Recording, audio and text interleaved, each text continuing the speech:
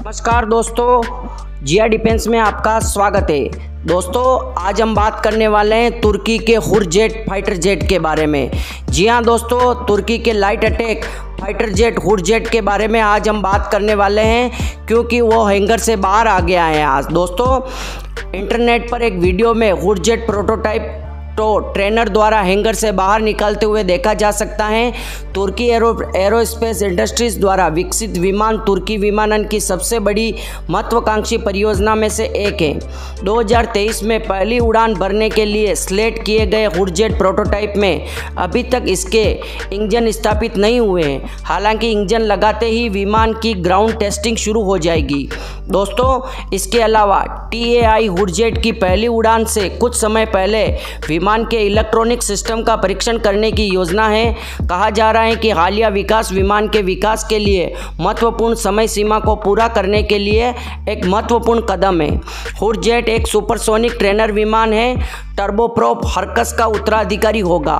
प्रारंभ में हुरजेट की पहली उड़ान 2022 के लिए निर्धारित की गई थी, लेकिन अब इसके 2023 में होने की उम्मीद है। जैसा कि पहले यूरेशियन टाइम्स द्वारा रिपोर्ट किया गया था कि तुर्की ने जनवरी 2022 में विमान के धारावाहिक उत्पादन को अधिकृत किया था।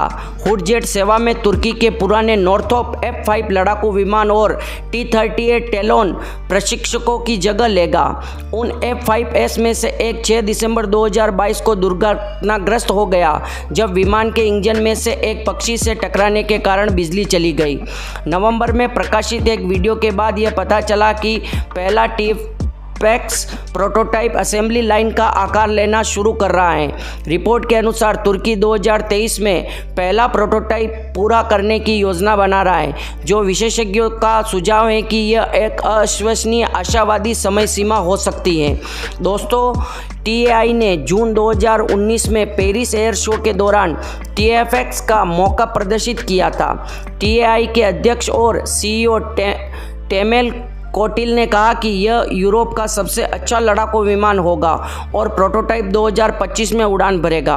वर्तमान में यह अनुमान लगाया जा गया है कि TFX प्रोटोटाइप पहली बार 2025 और 2026 के बीच उड़ान भरेगा और पहला उत्पादन विमान 2030 की शुरुआत में कारखाना छोड़ देगा।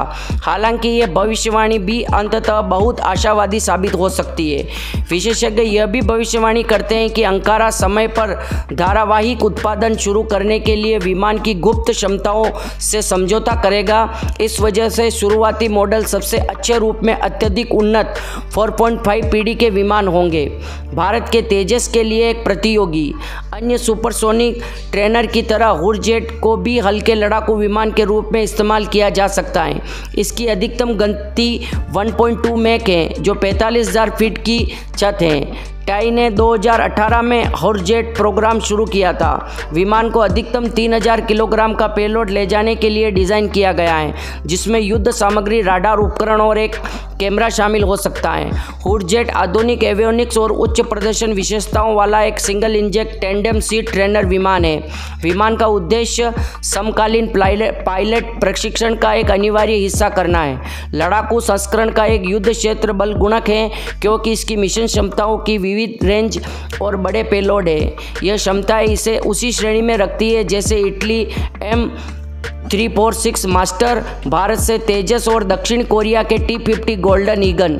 यह ध्यान देने योग्य है कि तुर्की की रक्षा फर्म ने रॉयल मलेशियन वायुसेना RMF के लिए एक हल्के लड़ाकू विमान LCA के टेंडर पर एक प्रस्ताव भी प्रस्तुत किया, जिसमें हुरजेट को पिच किया गया। लाइट फाइटर जेट अनुबंध प्रतियोगिता में 6 दावेदारी चीनी JF-17, दक्षिण कोरिया FA-15, इटालवी M346, भारतीय तेजस, तुर्की हुरजेट, रूसी MiG-35, Yak-130। लेकिन यह बताया गया है कि चीन के JF-17 और रूसी Yak-30 प्रतिस्पर्धा में नहीं है। कई मीडिया रिपोर्ट में पता चलता है कि दो मुख्य प्रतिद्वंदी दक्षिणी कोरिया के FA-15 और भारत के तेजस सौदा जीतने के लिए कड़ी दौड़ में लग रहे हैं। फिर भी तुर्की को उम्मीद है कि हुरजेट निर्यात बाजार में सफल साबित होगा।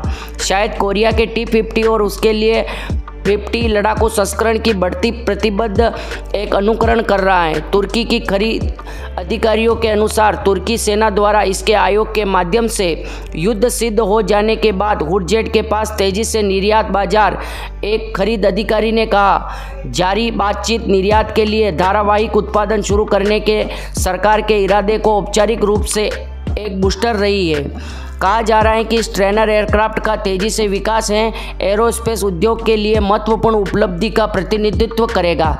दोस्तों ये गलत है कि इसको तेजस MK1 के बराबर रखा जा रहा है, FA-15 के बराबर रखा जा रहा है।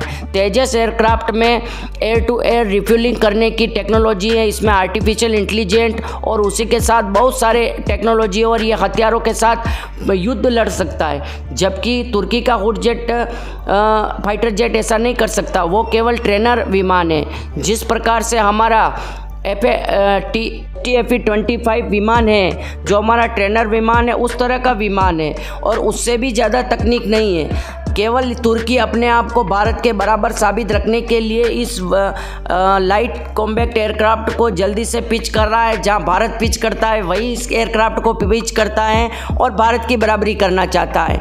जबकि भारत 2030 के बाद छठी पीढ़ी के विमान पर काम करने लगेगा, आर्टिफिशियल इंटेलिजेंस पर काम करेगा और तुर्की ये लाइट कॉम्बैक्ट एयरक्राफ्ट पर काम करेगा। और भारत ड्रोन के क्षेत्र में तुर्की से पीछे पड़ गया था, पर अब अमेरिका के द्वारा ट्रांसफर ऑफ टेक्नोलॉजी के बाद MQ-9B प्रीडेटर ड्रोन भारत में मेक इन इंडिया के तहत बनने लगे हैं और कई गुना भारत तुर्की से आगे निकल जाएगा ड्रोन के क्षेत्र में भी। तो कहीं से कहीं तक भारत का मुकाबला तुर्की से नहीं है। दोस्तों आपकी क्या राय है, कमेंट बॉक्स में ज़रूर लिखें। जय हिंद, जय भारत।